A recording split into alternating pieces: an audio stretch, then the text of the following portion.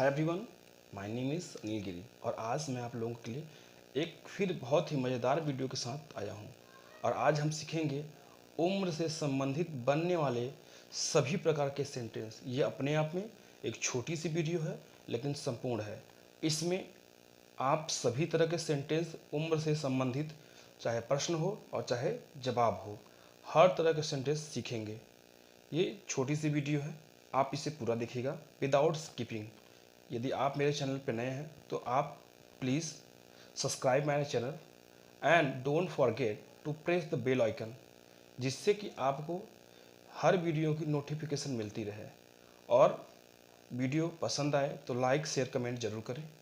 तो चलिए without making any delay let's get started the video. आज हम उम्र से संबंधित सेंटेंस को सीखने जा रहे हैं। इसमें आपको किसी बहुत ग्रामेटिकल रूल को ध्यान रखने की ज़रूरत नहीं है। बहुत सिंपल सा सेंटेंस है। एक पैटर्न मैं आपको बताऊंगा, पैटर्न को फॉलो करते रहिए और आप आसानी से सेंटेंस फ्रेम कर पाएंगे। फिर भी यदि आपको किसी तरह का क्वेरी है तो आप मुझे कमेंट में लिखकर ज़रूर पूछें। आशा करता हूँ आपको ये वीडियो अवश्य ही पसंद आएगी। So let's get started. Let's learn telling as हमारा आज का टॉपिक है। आइए उम्र से संबंध उम्र बताना सीखें। तो जिसके लिए मैंने, आप जानते हो, जब भी उम्र से संबंधित प्रश्न की बात आती है तो सबसे पहले उम्र पूछा कैसे जाता है अंग्रेजी में, इसको हम सीखेंगे। यह प्रश्न चाहे आप किसी लिविंग ऑब्जेक्ट के बारे में प्रश्न करें या नॉन लिविंग के बारे में प्रश्न करें, दोनों के लिए पैटर्न यह लागू होगा। कहने का तात्पर्य यह है, चाहे आप किसी व्यक्ति के उम्र के बारे में प्रश्न करें या आप किसी वस्तु यानी नॉन लिविंग वस्तु पदार्थ के बारे में प्रश्न करें, उसके पुरानेपन के बारे में प्रश्न करें, क्वेश्चन सेम होगा और इसका पैटर्न भी सेम होगा। जैसे यदि आप किसी व्यक्ति की उम्र पूछना चाहते हैं कि आपकी उम्र कितनी है, यानी आप किसी व्यक्ति से पूछना चाहते हैं कि आपकी उम्र कितनी है, तो इसका सिंपल से क्वेश्चन होगा। पैटर्न मैंने लिखा है। सबसे पहले हाउ ओल्ड आपको राइट करना है। सबसे पहले आपको हाउ ओल्ड बोलना है। फिर सब्जेक्ट यदि सिंगुलर है, प्रेजेंट में क्वेश्चन कर रहे हैं, तो सब्जेक्ट का या एसवी का मतलब है हेल्पिंग वर्ब, यानी सबसे पहले आप हाउ ओल्ड लिखेंगे, फिर हेल्पिंग वर्ब सब्जेक्ट के अकॉर्डिंग। और सब्जेक्ट किस सब्जेक्ट के साथ कौन सी हेल्पिंग वर्ब आती है, यदि आपको डाउट है तो आप हमें कमेंट करके जरूर बताएं। मैं उस पर भी आपको एक वीडियो दे दूंगा जिससे वर्ब से संबंधित सारे डाउट्स क्लियर होंगे और आप कभी भी वर्ब से संबंधित समस्याओं का सामना नहीं करेंगे। तो फर्स्ट ऑफ ऑल आप बोलेंगे हाउ ओल्ड, फिर हेल्पिंग वर्ब, फिर subject, then question mark. Question mark पर बोला नहीं जाता है बट लिखते वक्त आप जरूर लगाएंगे। जैसे आपको पूछना है कि आपकी उम्र कितनी है, या आप कितने साल के हैं, या आपकी अवस्था क्या है, ये सभी तरह के हिंदी प्रश्नों का अंग्रेजी में एक ही क्वेश्चन होगा, how old are you. How old are you. यदि आप कहना चाहते हैं मोहन, जैसे आप कहना चाहते हैं मोहन की उम्र कितनी है, तो आप सीधे बोलिए how old is Mohan. Radha की उम्र कितनी है, how old is Radha. Shyam की उम्र कितना है, तो हाउ ओल्ड इज श्याम। किसी भी व्यक्ति से संबंधित प्रश्न उम्र से रिलेटेड जो होगा इसी तरह से फ्रेम किया जाएगा। यदि आप किसी नॉन लिविंग ऑब्जेक्ट के बारे में प्रश्न करना चाहते हैं तो भी कर देंगे, सेम होगा जैसे आप कहना चाहते हैं। क्योंकि हम उम्र के बात जीवित व्यक्तियों से करते हैं, लिविंग ऑब्जेक्ट से करते हैं। यदि नॉन लिविंग ऑब्जेक्ट है तो उसके लिए हम पुराना या साल का कहते से संबंधित सेंटेंस फ्रेम करते हैं। जैसे मुझे अगर घर के बारे में पूछना हो तो हम बोलेंगे कि यह घर कितना पुराना है या यह घर कितने साल का है। तो उसके लिए क्वेश्चन बनेगा how old is this house. मुझे पूछना है यह वृक्ष कितने साल पुराना है, तो मैं बोलूंगा how old is this tree. जैसे मुझे कहना है कि आपकी बाइक कितने साल की है, तो मैं बोलूंगा how old is your bike. मुझे कहना है यह गांव कितना पुराना है, तो मैं इसका अंग्रेजी में ट्रांसलेशन होगा how old is this village. जिस मुझे कहना है यह बिल्डिंग कितने साल की है या यह बिल्डिंग कितने साल पुरानी है, इसका ट्रांसलेशन होगा how old is this building. अब इसके आंसर की तरफ हम बढ़ते हैं। आंसर के लिए मैंने पैटर्न राइट कर दिया है। आप स्ट्रक्चर 2 को देखें। सबसे पहले सब्जेक्ट लिखना है। यहां मैंने बी लिखा है। बी का मतलब होता है is am are was were. फिर से सुनिएगा, बी का मतलब होता है, यहां मैं फिर से राइट करता हूं, बी का मतलब is, am are was were से होता है। तो सबसे पहले यदि आप किसी को उम्र बताना चाहते हैं, किसी की आयु बताना चाहते हैं, तो सबसे पहले उस सब्जेक्ट लिखिए, फिर is, am are was were, इनमें से किसी को सब्जेक्ट के अकॉर्डिंग अप्रोप्रिएट हेल्पिंग वर्ब रखिए, फिर जितनी उम्र है वह साल में है या महीने में है उसको लिखिए, फिर ओल्ड लिखें। यदि आप चाहें तो लिविंग ऑब्जेक्ट के साथ ओल्ड वर्ड ऐड करें या ना करें, लेकिन यदि जिसका आप उम्र बता रहे हैं यदि वह नॉन लिविंग ऑब्जेक्ट है तो आपको ओल्ड लिखना परम आवश्यक है। आप लिविंग ऑब्जेक्ट के साथ ओल्ड लगा भी सकते हैं और नहीं भी, लेकिन नॉन लिविंग के साथ ओल्ड लगाना कंपलसरी है। जैसे मुझे बताना है कि मोहन की उम्र 10 साल है, तो मैं अंग्रेजी में बोलूँगा मोहन इज 10 ईयर्स ओल्ड। मुझे अगर कहना है मोहन 9 महीने का है, तो मैं बोलूँगा मोहन इज 9 मंथ्स ओल्ड। अगर मुझे कहना है मैं 20 साल का हूँ, तो उसका अंग्रेजी होगा आई एम 20 ईयर्स ओल्ड। इसको मैं ऐसे भी बोल सकता हूँ आई एम 20 ईयर्स ओल्ड, लगाएं ना लगाएं, लेकिन नॉन लिविंग के साथ ईयर्स ओल्ड लगाना अनिवार्य है।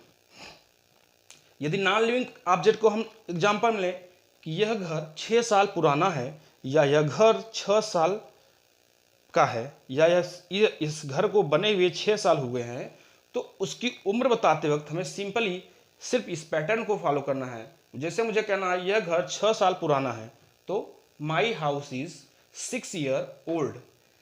यह पेड़ 20 साल पुराना है, this tree is 20 years old. अगर मुझे कहना है यह गांव 200 साल पुराना है, तो मैं बोलूँगा this village is 200 years old. मुझे कहना है मेरी साइकिल 5 साल पुरानी है, तो मैं बोलूँगा my cycle is 5 years old. इसी तरह से सजीव और निर्जीव से संबंधित उम्र के बारे में हम प्रश्न और आंसर कर सकते हैं। एक और तरह का पैटर्न होता है, हम कभी कभी उम्र को इस तरह दूसरे लहजे में भी कहते हैं कि मोहन 20 साल का हो रहा है, मैं 30 साल का हो रहा हूँ, मेरा भाई 18 साल का हो रहा है। ऐसे भी हम सेंटेंस फ्रेम करते हैं, तो उसके लिए भी हम आपको स्ट्रक्चर बता देते हैं। आइए देखते हैं उसका स्ट्रक्चर और उससे संबंधित कुछ सेंटेंस। अगर आप स्क्रीनशॉट लेना चाहते हैं तो आप स्क्रीनशॉट ले लीजिए, नहीं तो सबसे उपयुक्त होता है कि जब भी आप पढ़ाई करें पेन और कॉपी लेकर बैठें। पढ़ने का यही उचित तरीका होता है। यदि आप मन से पढ़ना चाहते हैं तो मन से किया गया ही कार्य सफल होता है। यदि आप पूर्ण निष्ठा से और पूरे विश्वास के साथ अध्ययन का कार्य करेंगे तो निश्चित ही आपको सरस्वती माँ की कृपा प्राप्त होगी और अपने किए गए कार्यों का आपको शुभ फल प्राप्त होगा। इसलिए मैं आप सभी से आग्रह करूंगा, आप सभी जब भी पढ़ाई करें, जब भी पढ़ें, चाहे आप यूट्यूब से पढ़ें, चाहे आप बुक से पढ़ें, आप हमेशा पेन कॉपी का उपयोग करें और जो भी इंपॉर्टेंट फैक्ट्स लगे उसका नोट जरूर बनाएं। तो उम्मीद करता हूँ आप नोट भी बना रहे होंगे, एक कॉपी आप बनाइएगा ज़रूर। और मैं टोटल स्पोकन का क्लास आपको फ्री ऑफ कॉस्ट इसी चैनल के माध्यम से देता रहूँगा, ये मेरा आपसे वादा है।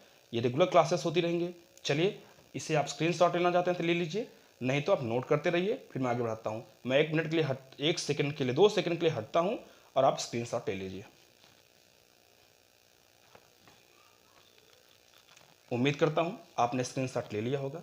आइए नेक्स्ट स्ट्रक्चर की तरफ बढ़ते हैं।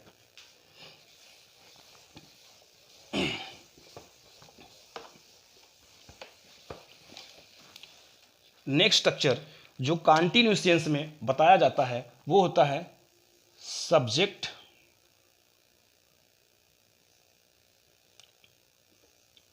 B plus getting on. आप इसके साथ फॉर प्रीपोजिशन का प्रयोग करना है, फिर आपको एज लिख देना है।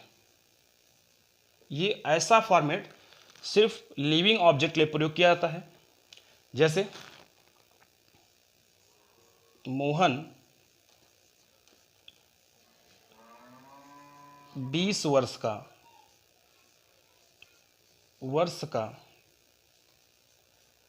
हो रहा है। कभी कभी ऐसे ही उम्र से संबंधित बातें की जाती हैं। मोहन 20 वर्ष का हो रहा है, तो सबसे पहले मैं सब्जेक्ट लिखूंगा मोहन। अब मैंने लिखूंगा, यहां पे लिखूंगा मोहन, एंड आप समझ सकते हैं ये सेंटेंस कंटिन्यू, ये सेंटेंस प्रेजेंट से बिलोंग करता है, इसलिए हम यहाँ पे इज का प्रयोग करेंगे, मोहन इज, और गेटिंग का प्रयोग करेंगे, गेटिंग ऑन फॉर। आपको ध्यान रखना है getting on for plus is, subject be getting on for plus is. So Mohan is getting on for 20। आप ईयर्स ओल्ड लगाने की कोई जरूरत नहीं है, ये सेंटेंस निश्चित रूप से शुद्ध और सही है। ऐसे ही इसी आधार पर कुछ और सेंटेंस फ्रेम कर सकते हैं। मेरी बहन 15 साल की हो रही है, my sister is getting on 15 year, या मेरा भाई 20 वर्ष का हो रहा है, my brother is getting on 20 years. आप ऐसे ही बोल सकते हैं। और कभी कभी हम उम्र से संबंधित एक और तरह से सेंटेंस बोलते हैं कि हम कभी कभी होता है क्या है, हम जिसकी उम्र को नहीं जानते हैं एग्जैक्ट, उसके बारे में हम गेस भी करते हैं। तो ऐसे जैसे मोहन 20 साल का होगा, मेरा भाई 15 साल का होगा, मेरे पिताजी 60 साल के होंगे, मेरे दादाजी 80 साल के होंगे या 80 वर्ष के होंगे। जब हमें किसी की उम्र के बारे में गेस करना होता है तो उसे कैसे हम अंग्रेजी में बोलें या उसे कैसे लिखें, इसके बारे में भी हम स्ट्रक्चर देख लेते हैं। उम्मीद करता हूँ ये स्ट्रक्चर आपने नोट कर लिया होगा।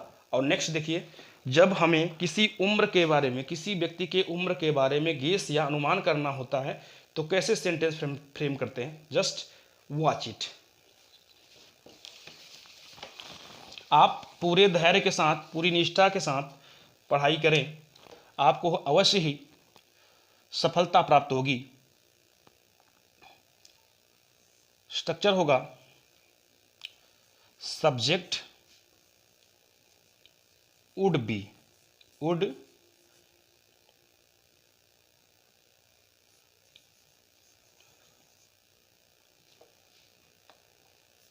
प्लस आप ईयर्स ओल्ड लगा भी सकते हैं, और ना चाहें तो सिर्फ एज बताएंगे तभी सेंटेंस सही रहेगा। जैसे कहा जाए राधा 20 वर्ष, राधा 20 वर्ष की होगी, राधा 20 वर्ष की होगी। ये इस तरह के सेंटेंस तब बोला जाता है जब हम किसी की उम्र के बारे में एग्जैक्ट आइडिया नहीं कर रखते, बल्कि एक अनुमान व्यक्त करते हैं। तो सब स्ट्रक्चर होता है सब्जेक्ट वुड बी सभी के साथ, सब्जेक्ट सिंगुलर है प्लूरल है इससे कोई फर्क नहीं पड़ता, सभी के साथ वुड बी का प्रयोग करेंगे, फिर एज रख करके ईयर्स ओल्ड लगा देंगे। ईयर्स ओल्ड आप लगा भी सकते हैं, छोड़ भी सकते हैं।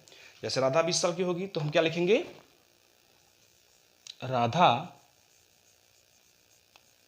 would be 20 years old।